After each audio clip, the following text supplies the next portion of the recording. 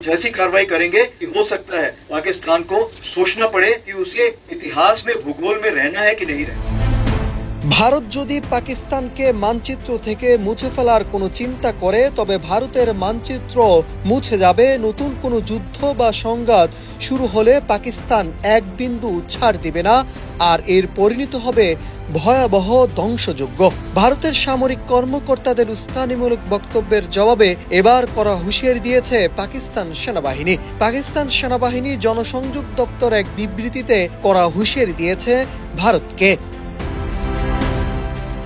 পাকিস্তানের সংবাদ মাধ্যম জিও নিউজ জানিয়েছে, পাকিস্তান সেনাবাহিনী জনসংযোগ দপ্তর এক সতর্কবার্তায় বলেছে, ভারতীয় কর্মকর্তাদের উস্কানিমূলক বক্তব্য শুধু আঞ্চলিক শান্তিকেই বিঘ্ন করবে না, বরং দক্ষিণ এশিয়া নতুন করে অযৌক্তিক আগ্রাসন ও সংঘাত উস্কে দিতে পারে। এই বিবৃতিতে এসেছে ভারতের বিমান বাহিনী প্রধান অমরপ্রীত সিংয়ের সাম্প্রতিক এক বক্তব্যের পর। তিনি দাবি করেছিলেন, গত মে মাসে সংঘাতে ভারত পাকিস্তানের অন্তত 5টি যুদ্ধ বিমান F-16 এবং JF-17 ভূপাতিত করেছে। ওয়ালটন এখন দেশের সীমানা পেরিয়ে পৌঁছে গিয়েছে 50টিরও বেশি দেশে। ওয়ালটন, ঘরে ঘরে বিশ্বজুড়ে।